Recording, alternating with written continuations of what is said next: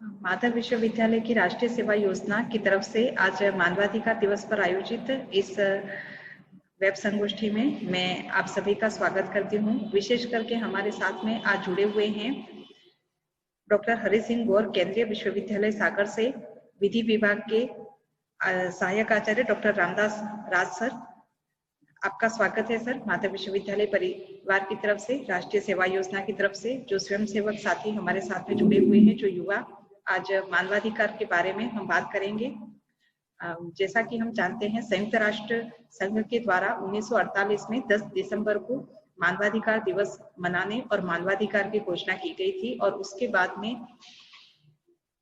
भारत में 1993 से मानवाधिकार अधिनियम लागू हुआ है और मानवाधिकार आयोग भी बनाया गया है। मानवाधिकार क्या होते हैं, किस तरीके से मानवाधिकारों का प्रयोग किया जाता है, क्या होना चाहिए, क्या इसका इतिहास रहा है, इसके बारे में विस्तृत विश्लेषण के लिए हमारे साथ में आज मुख्य वक्ता के तौर पर हमारे साथ में जुड़े हुए हैं डॉक्टर रामदास राज सर। और आपका बहुत बहुत स्वागत करते हुए आपको सर सादर प्रणाम करती हूँ। सभी जो स्वयंसेवक जुड़े हुए हैं सभी का स्वागत। मैं राष्ट्रीय सेवा योजना यूनिट 2 के प्रभारी डॉक्टर देवेंद्र मुजादा सर से निवेदन करती हूँ कि सर का शाब्दिक स्वागत करें, क्योंकि यह आभासी मंच है और आभासी मंच पर हम शब्दों से ही सर आपको पुष्पित कर पाएंगे। तो इसके लिए क्षमा याचना के साथ में मैं डॉक्टर देवेंद्र मुजादा सर को आमंत्रित करती हूँ। सर कृपया आकर अपना उद्बोधन प्रदान करें। Thank you madam.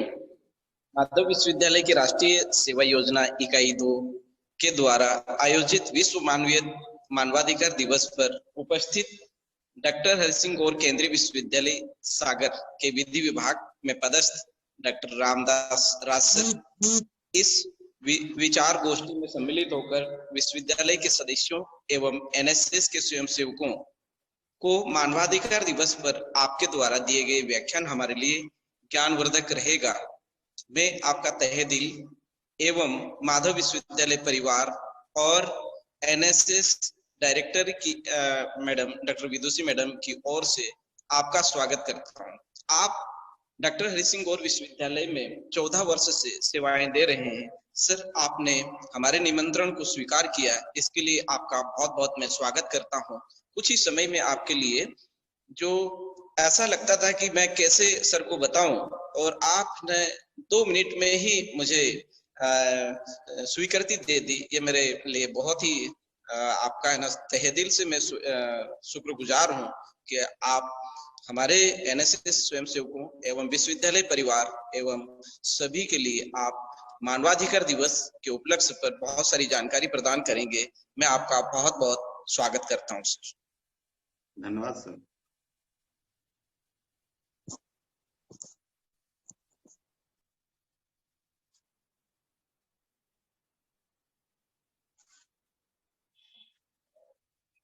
स्टार्ट करें सर?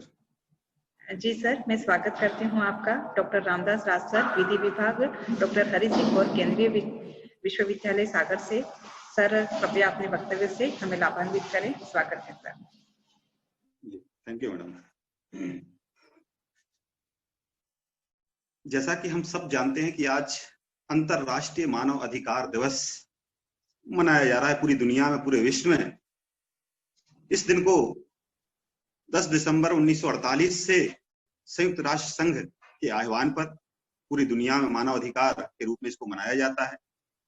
उस दिन मानव अधिकारों का जो संयुक्त राष्ट्र संघ के द्वारा जो डिक्लेरेशन पूरी दुनिया के लिए किया गया है, उसी के उपलक्ष्य में आज हम इस विश्व मानव अधिकार दिवस को हम मनाते चले जा रहे हैं। सबसे पहले हमें देखना पड़ेगा कि मानव अधिकार क्या है।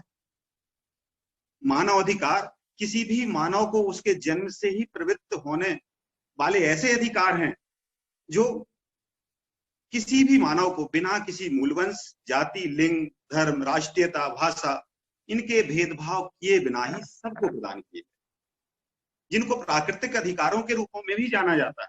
बाद में दुनिया के कई संविधानों में, आगे हम उस पर चर्चा करेंगे कि दुनिया के कई संविधानों ने उसको शामिल किया है। तो मानवाधिकार एक ऐसा अधिकार है जिसको कि प्रत्येक व्यक्ति को आवश्यक रूप से प्रकृति के द्वारा प्रदत्त किया गया है, बिना किसी भेदभाव के। ये अधिकार सभी मनुष्यों के लिए आवश्यक हैं, क्योंकि इनके बिना कोई भी व्यक्ति अपना चहुमुखी विकास नहीं कर सकता। मानव की स्वतंत्रता और गरिमा के लिए ये अधिकार अपरिहार्य है तथा मानव के व्यक्तित्व के विकास के लिए अति आवश्यक है। मानवाधिकार आज सर्वत्र अंतरराष्ट्रीय, क्षेत्रीय और राष्ट्रीय स्तर पर चर्चा का विषय बना हुआ है। यह राष्ट्रीय ही नहीं वरन अंतरराष्ट्रीय समुदाय से संबंधित है। यदि कोई घटना देश के बाहर घटित होती है तो हमारे यहाँ की सरकारें, यदि वो मानव अधिकारों से संबंधित हैं, मानव अधिकारों के उल्लंघन से संबंधित हैं, तो हमारे यहाँ की सरकारें वहां पर भी इंटरफेयर करती है, वहां की सरकारों से बात करती है। तो ये विषय अब राष्ट्रीय ना होकर के अंतरराष्ट्रीय विषय के रूप में इसकी चर्चा है। एक अंतरराष्ट्रीय विषय है, यही राष्ट्रीय ही नहीं, इसलिए इसको अंतरराष्ट्रीय समुदाय से संबंधित माना जाता है तथा यह सार्वभौमिक महत्व के विषयों को लेकर चर्चा होती है। इन पर, इनके संवर्धन और संरक्षण के लिए पूरी दुनिया प्रयासरत है। क्षेत्रीय, राष्ट्रीय, अंतरराष्ट्रीय स्तर पर इसके प्रयास किए जा रहे हैं ताकि इनको संवर्धन और संरक्षण, अधिक से अधिक मानव अधिकारों को संवर्धन और संरक्षण प्राप्त हो सके। यह एक सामान्य अभिमत है कि मानव सर्वत्र विधिक मूल्यों की प्राप्ति की मांग करता रहे। जब किसी व्यक्ति को एक अधिकार की प्राप्ति होती है, मानव समुदाय को, किसी वर्ग विशेष को एक विधिक अधिकार की प्राप्ति होती है, तो वह उससे रिलेटेड, उससे संबंधित अन्य अधिकारों की मांग करना शुरू कर देता है। ये मानवीय प्रवृत्ति है। तो अधिकार होंगे, कुछ प्राकृतिक अधिकार होते हैं, कुछ विधिक अधिकार होते हैं। राज्य हमेशा चाहता है कि मानव के लिए या उसके नागरिकों के लिए कम से कम अधिकार दिए जाए, लेकिन मानव चाहता है कि उसको ज्यादा से ज्यादा अधिकार मिले। तो ये एक सामान्य अभिमत है, सामान्य सोच है लोगों की कि विधिक मूल्यों की प्राप्ति के लिए उसको अधिक से अधिक अधिकार मिलते रहें, जिससे कि व्यक्तित्व का वो विकास करता रहे और सरकार जो उसके अधिकारों का हनन करती है उसको रोका जा सके। जबकि राज्य का यह प्रयास रहता है कि वह कम से कम अधिकार दे और मानव अधिकारों को या जो भी विधिक अधिकार मिले हुए हैं उनको वह रोक सके और प्रशासन और सख्ती के साथ वो कर सके। ये हमेशा उसका एक प्रयास रहता है और मानव अधिकार के माध्यम से ये प्रयास किया जाता है कि सरकार या शासन के जो अत्याचार हैं उनको कम से कम किया जा सके, उनको रोका जा सके। आज पूरे देश में ही नहीं, पूरे विश्व में इस प्रकार के प्रयास किए जा रहे हैं कि शासन मानव अधिकारों को संरक्षण दे, विधि के माध्यम से, संविधान के माध्यम से या अन्य माध्यम से। संरक्षण की बात पूरी दुनिया में की जा रही है, जिसमें हमारा देश भी शामिल है। और ऐसे अधिकार सार्वभौमिक अधिकार हैं और जिन पर पूरी दुनिया एकमत होती है और ऐसे अधिकारों को निर्विवाद अधिकार माना जाता है और पूरी दुनिया में जितने भी देश हैं उनको कहा जाता है कि इनको लागू करने का वो प्रयास करें। यद्यपि मानवाधिकार निर्विवाद रूप से आज पूरे विश्व की एक महत्वपूर्ण समस्या भी बन गए, क्योंकि कोई भी राष्ट्र प्रमुख, राष्ट्र के शासनकर्ता ये नहीं चाहते कि इस प्रकार के अधिकार उनको दिए जाएं। इसके विभिन्न कारण हैं, क्षेत्रीय स्तर पर, राष्ट्रीय स्तर पर इसके अलग अलग कारण हो सकते हैं। तो ये एक महत्वपूर्ण विवादास्पद प्रश्न भी बन गया है। मानवाधिकार को परिभाषित करना कठिन है। मानवाधिकार क्या है, इसको परिभाषित करने का प्रयास हमारे जो विधि शास्त्री रहे हैं या मानवाधिकारों के जो विधि वेत्ता रहे हैं उन्होंने इसको परिभाषित करने का, इसका अर्थ फिक्स करने का उन्होंने प्रयास किया है, लेकिन वह भी आज भी एक विवाद का विषय बना हुआ है कि कितने मानव अधिकारों को शामिल किया जाए, किन मानव अधिकारों को शामिल ना किया जाए। जैसे प्रोफेसर हेराल्ड लास्की महोदय का नाम सभी ने सुना होगा, एक राजनीतिक, एक विधि शास्त्री रहे हैं। तो प्रोफेसर हेराल्ड लास्की ने कहा है कि अधिकार मानव जीवन की ऐसी परिस्थितियां हैं जिनके बगैर सामान्यतः कोई व्यक्ति अपने व्यक्तित्व का पूर्ण विकास नहीं कर सकता। मनुष्य एक सामाजिक चूंकि प्राणी है, उसे रोटी रोजी कपड़ा, मकान की आवश्यकता होती है, इसके साथ साथ अन्य वस्तुओं की भी आवश्यकता होती है, जिसमें मानवाधिकार में उन सारी आवश्यक वस्तुओं को शामिल किया गया है। अतः ऐसे अधिकार जो एक मानव को मानव होने के नाते प्राप्त होने चाहिए, वे अधिकार जो मानव के जन्म से ही अंतर्निहित अधिकार हैं, वे अधिकार जो मानव के संपूर्ण विकास के लिए आवश्यक हैं, उन सबको मिलाकर एक नाम दिया गया है जिसे हम मानव अधिकार कहते हैं। विश्व मानवाधिकार सम्मेलन जब 1993 में हुआ, उसमें कुछ डिक्लेरेशन, कुछ घोषणा की गई और उन अधिकार जो सभी मनुष्यों की गरिमा, उनकी मूल स्वतंत्रताओं को सुरक्षित करते हैं, उनको उसमें शामिल किया गया। डॉक्टर डी बसु साहब, उन्होंने मानवाधिकार को भी परिभाषित किया है। उन्होंने कहा कि वे अधिकार जो प्रत्येक व्यक्ति को बिना किसी अन्य विचारण के मानव परिवार का सदस्य होने के कारण राज्य या अन्य प्राधिकार के विरुद्ध प्राप्त हैं, वो मानवाधिकार हैं। इसके साथ साथ मानवाधिकार आवश्यक रूप से प्रारंभिक मानवीय आवश्यकताओं पर आधारित है।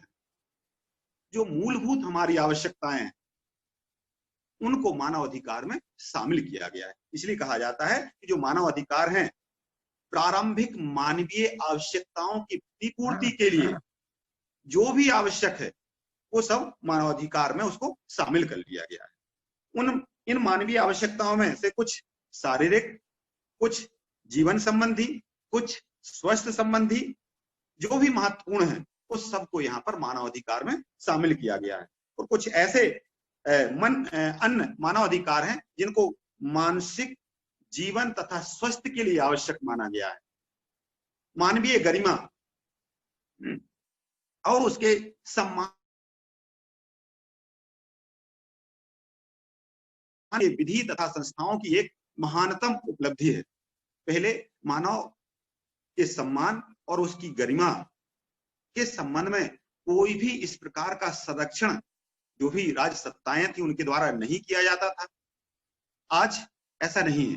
पूरी दुनिया अंतरराष्ट्रीय स्तर पर, अंतरराष्ट्रीय जो विधि हैं, अंतरराष्ट्रीय जो संस्थाएं हैं, उनके द्वारा मानवीय गरिमा और उसके सम्मान को मान्यता दी जा रही है और इस प्रकार का कार्य पूरी दुनिया में किया जा रहा है।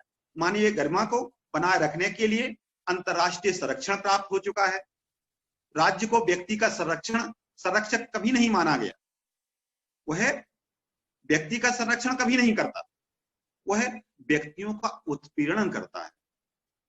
यदि वो संरक्षण करता तो हमें मानव अधिकारों की आवश्यकता नहीं होती, लेकिन राज्य हमेशा मानव का उत्पीड़न करता आया है, व्यक्तियों का उत्पीड़न करता आया है। इसलिए राज्य को कभी भी मानव के या व्यक्तियों का संरक्षक नहीं माना गया है। यह विभिन्न अभिसमयों के माध्यम से स्पष्ट हो चुका है। जो भी अभिसमय दुनिया में हुए हैं, विश्व स्तर पर हुए हैं, उनमें ये क्लियर हो चुका है, ये स्पष्ट हो चुका है कि राज्य कभी भी व्यक्तियों के अधिकारों का संरक्षक नहीं रहा है। पिछले 65 वर्षों से संयुक्त राष्ट्र संघ मानव अधिकारों के संरक्षण में अंतरराष्ट्रीय स्तर पर खड़ा हुआ है। हर जगह जहां भी युद्ध होता है, जहां पर शरणार्थियों की बात आती है, जहां पर मानव अधिकारों के उल्लंघन की बात आती है, वहां पर संयुक्त राष्ट्र संघ पिछले 45 वर्षों से संघर्ष कर रहा है और वहां पर वो खड़ा रहता है। संयुक्त राष्ट्र संघ के सदस्यों ने मानवाधिकारों एवं मूल स्वतंत्रताओं के संरक्षण तथा सार्वभौमिक सम्मान का वचन दिया है। जो भी संयुक्त राष्ट्र के जो संस्थापक रहे हैं, जो भी सदस्य राष्ट्र हैं, उन्होंने अपने अपने राष्ट्र में अपने अपने स्तर पर मानव अधिकारों का संरक्षण, उनकी स्वतंत्रताओं का संरक्षण और जो सार्वभौमिक घोषणाएं की गई हैं मानवीय सम्मान को लेकर, उनको संरक्षित करने का वचन दिया हुआ है। हमारे देश ने भी वचन दिया हुआ है संयुक्त राष्ट्र को कि हम ऐसा करेंगे, हम सार्वभौमिक जो घोषणाएं हैं उनको हमारे यहाँ लागू करेंगे। राज्य स्वयं मानव अधिकारों के प्रति सचेत हो उठे हैं। अब कई ऐसे राज्य हैं, जैसे पिछले कुछ दिन पहले आपने फ्रांस के राष्ट्रपति का वक्तव्य सुना था कि हमने 1789 की क्रांति फ्रांस में हुई थी मानव अधिकारों को लेकर, तो हम मानव अधिकारों यानी बोलने की आजादी से समझौता नहीं कर सकते। और पूरी दुनिया में उसका कई इस्लामिक कंट्रीज ने उसका विरोध किया था। तो आज ऐसे राष्ट्र भी हैं जो मुखर उठे हैं मानवीय स्वतंत्रताओं को लेकर के, मानव अधिकारों को लेकर के, उनको प्रतिबंध कम से कम करने का प्रयास किया जा रहा है। तो ऐसे राष्ट्र भी हैं जो मानवीय स्वतंत्रताओं को लेकर, मानव अधिकारों के प्रति सचेत हो उठे हैं। वर्तमान अंतरराष्ट्रीय संरचना मानव अधिकारों के महत्व को व्यापक रूप से स्वीकार कर चुका है। पूरी दुनिया के अधिकांश देश मानवीय अधिकारों के महत्व को स्वीकार कर चुके हैं व्यापक स्तर पर, क्योंकि इनका संबंध नैतिक, विधिक और राजनीतिक है। मानवाधिकार विधिक है, जैसे हमने कहा कि इनका जो संबंध है नैतिक है, विधिक है और राजनीतिक है। कैसे? मानवीय अधिकार विधिक है क्योंकि अंतरराष्ट्रीय संधियों में उनको वर्णित किया गया है। अंतरराष्ट्रीय जो अभिसमय हुए हैं उनमें उनको वर्णित किया गया है, उनके माध्यम से उसको डिक्लेयर किया।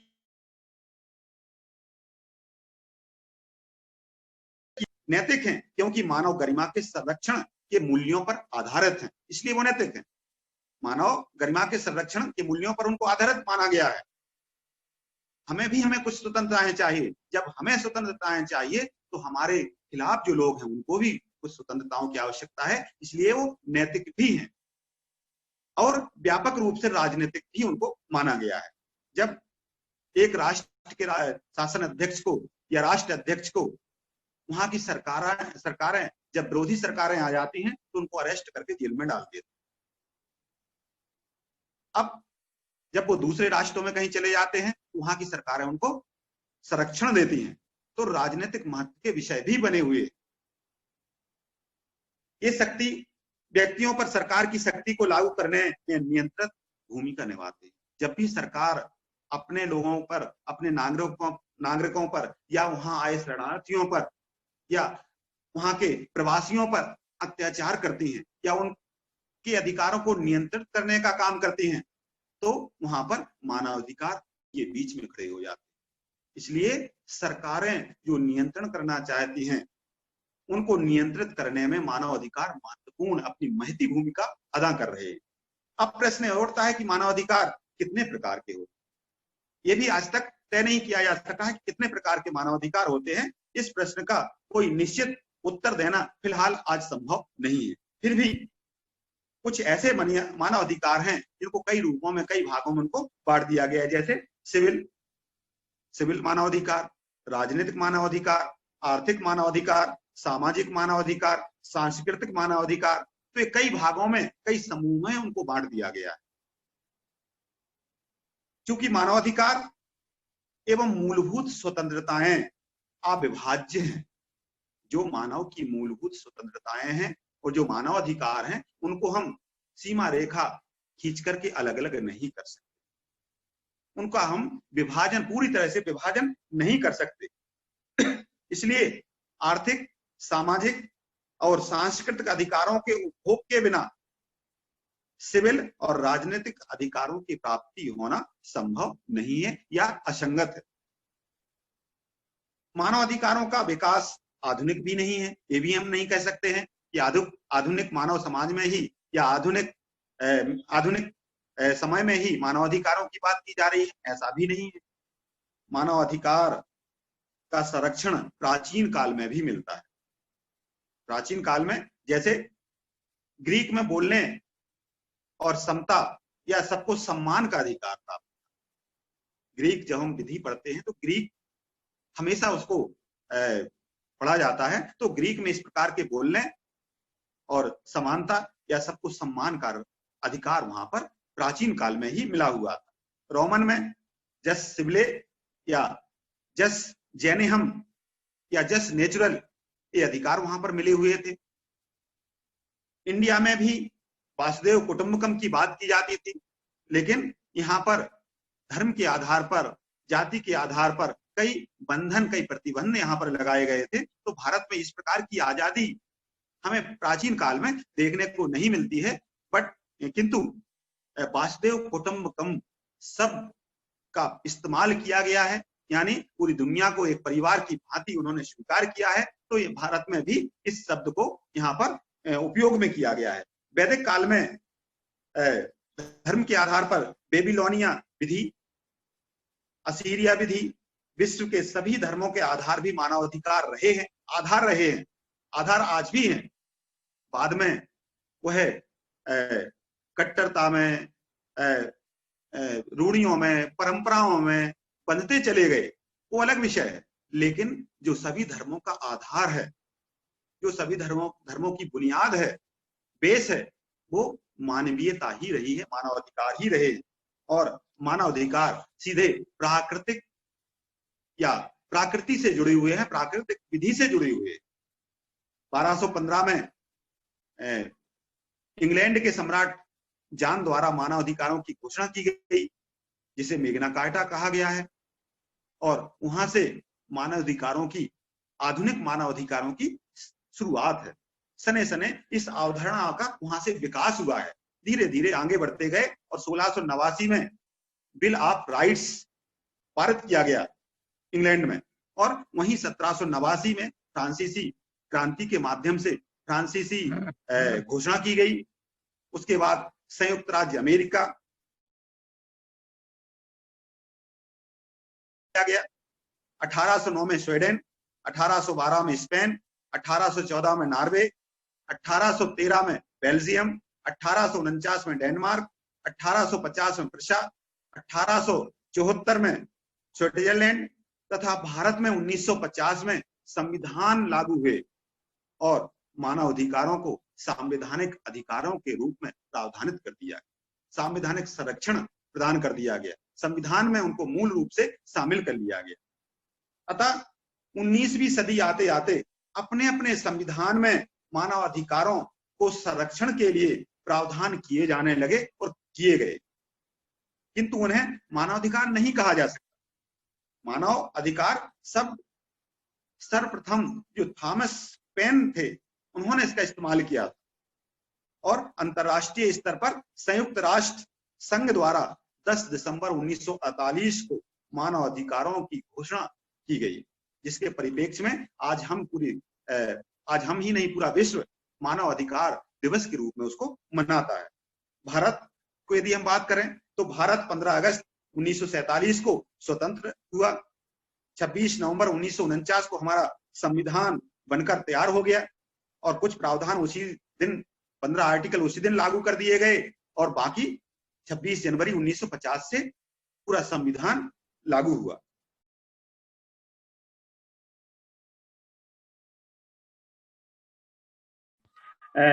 जो हमारे यहाँ जो पहले हमने कहा कि प्राचीन भारत में वासुदेव कुटुंबकम की जो बात की गई थी, उसी भावना से ओतप्रोत होकर के मूल अधिकार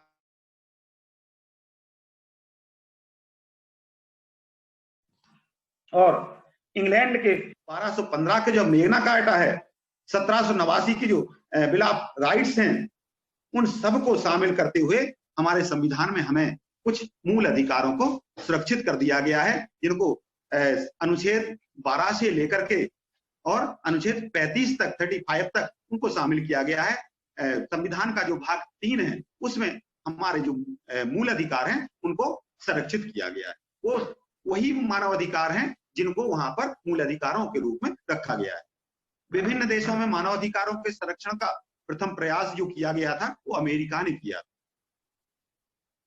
जब वहां स्वतंत्रता प्राप्त हुई तो वहां पर मानव अधिकारों को मूल अधिकारों के रूप में संविधान में शामिल कर दिया गया। भारत के संविधान में भी विस्तृत रूप से उन अधिकारों को शामिल किया गया और मूल अधिकार प्रदत्त निश्चित किए गए कि प्रत्येक नागरिक को, प्रत्येक व्यक्ति को, हमारे यहाँ जो संविधान में कुछ अधिकार दिए गए हैं, मूल अधिकार दिए गए हैं, वो कुछ व्यक्तियों को हैं और कुछ नागरिकों को, तो उनको अलग अलग रखा गया है। भारतीय संविधान के जो निर्माता रहे हैं, उन्होंने बड़े ही विस्तृत रूप से मूल अधिकारों को संविधान में समाविष्ट किया है। भारतीय संविधान में भी मानव अधिकारों को परिभाषित नहीं किया गया है, किंतु प्रदत्त अधिकारों को भी प्राकृतिक और अप्रतिदेय माना गया। मानवीय अधिकारों को माननीय उच्चतम न्यायालय के द्वारा भी मान्यता प्रदान की गई है। जैसे ए.के. गोपालन का एक मामला आया था 1967 में, नहीं सॉरी, गोलकनाथ का जो मामला आया था 1967 में, 1967 में, उसमें न्यायाधीश सुब्बा राव, उन्होंने मानव अधिकारों को लेकर, मूल अधिकारों को लेकर कहा था कि ये नैसर्गिक और अप्रतिदेय अधिकार हैं। नैसर्गिक और अप्रतिदेय अधिकार उन्होंने, जस्टिस सुब्बा राव ने माना था। और इसकी पुष्टि बाद में जो मामला आया, मेनका गांधी का मामला जब आया, जिसको बंदी प्रत्यक्षीकरण का बाद भी कहा जाता है 1978-79 में, तो उस मामले में उसकी पुष्टि कर दी गई कि भारतीय संविधान में मानव अधिकारों को संविधान द्वारा प्रदत्त अधिकारों के रूप में ही अंगीकार किया गया है। यानी मानव अधिकार, जो दुनिया में मानव अधिकार के नाम से जिनको जाना जाता है, भारतीय संविधान में जो मूल अधिकार हैं, वो मूल अधिकार के रूप में उनको प्रदान किया गया है। यानी मानव अधिकार को ही यहाँ पर एक फंडामेंटल राइट्स, मूल अधिकारों के रूप में हमारा संविधान हमें प्रदान करता है और उनकी संरक्षण की बात करता है। आर्टिकल अनुच्छेद 32 उनको संरक्षण की बात कर देता है। भारतीय संविधान द्वारा संरक्षित अधिकार मूल अधिकार है, जो आधारभूत अधिकार है, जो नागरिकों के बौद्धिक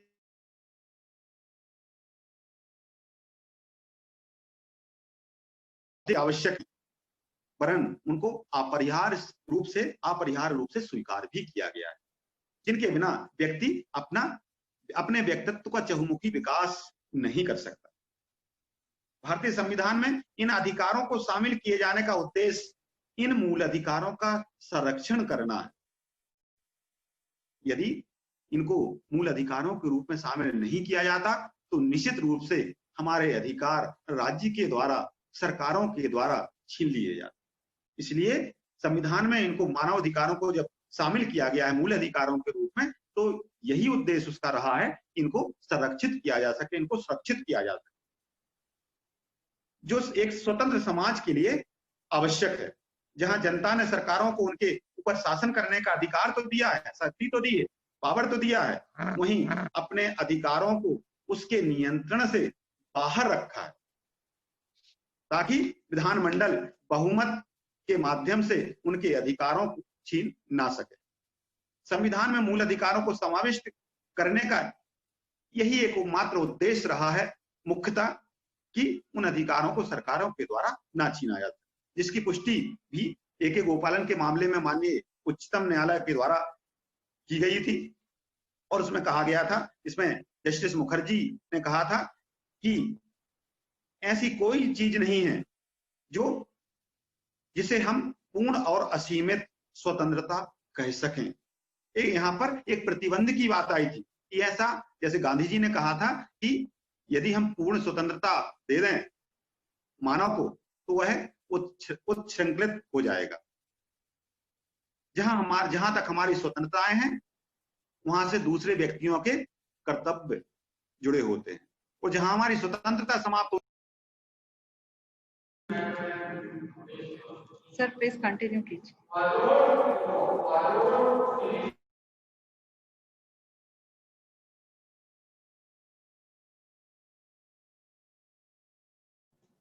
अब विदाउट ऑडियो जुड़े हैं, प्लीज ऑडियो कर लीजिए।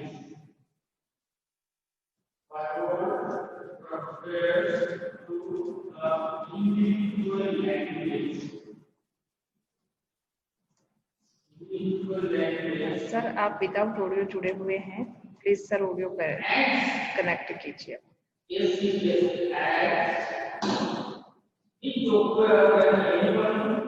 सर वॉइस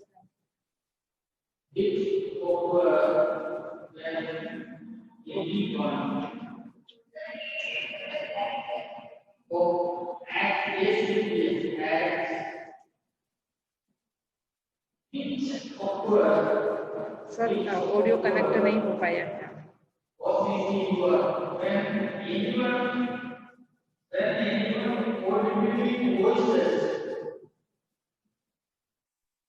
जी मैडम। सर आप विदाउट माइक जुड़े हैं।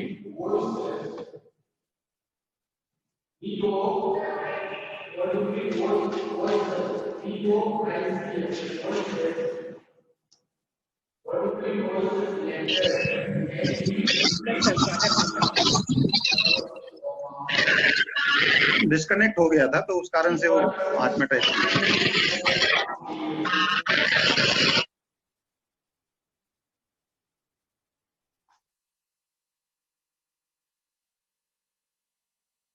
कंटिन्यू करूं मैडम? जी सर, कंटिन्यू कीजिए।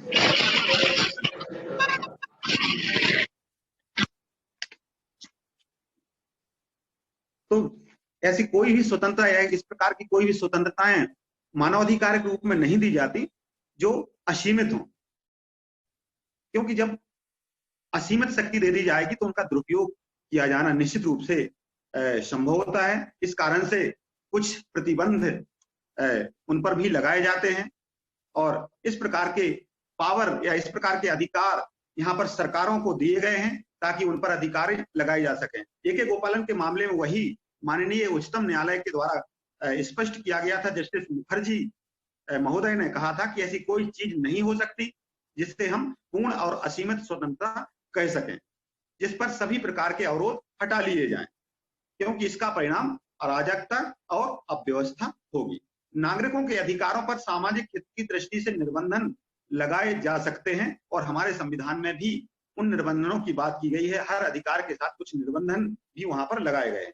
वहीं राज्य की सामाजिक नियंत्रण की शक्ति की उचित सीमा निर्धारित होनी चाहिए। ये तय होना चाहिए कि और जो रिस्ट्रिक्शंस या निर्बंधन जो भी लगाए जाएंगे वो किस सीमा तक लगाए जा सकते हैं, उनकी एक सीमा रेखा होना चाहिए। ये अभी भी एक प्रश्न बना हुआ है, पूरी दुनिया उस पर विचार अभी भी कर रही है ताकि राज्य अपनी शक्ति का दुरुपयोग ना कर सके और नागरिकों एवं उनकी स्वतंत्रताओं, उनके मानव अधिकारों का हनन ना किया जा सके।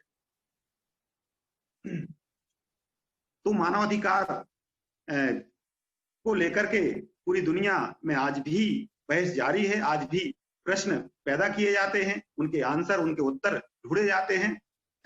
उसके साथ साथ मानवाधिकार पूरी दुनिया में उसको प्रबद्ध किया गया है, लागू कराया जा रहा है। हमारा देश भी उसमें शामिल है।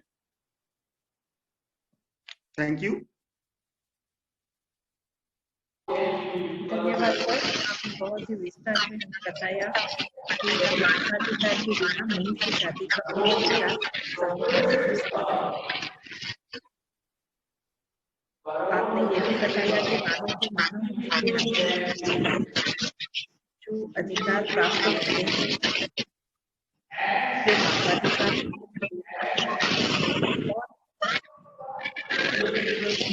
राज्य व्यक्ति का करते हैं, कर सकते हैं और इसकी रोकथाम और इससे संरक्षण के लिए मानवाधिकार की आवश्यकता हमेशा बनी रही है। मानवाधिकार कई प्रकार के होते हैं, जैसे अधिकार, लेकिन उनका संबंध अंतर्राष्ट्रीय स्तर पर यही मानवाधिकारों की व्यापकता है।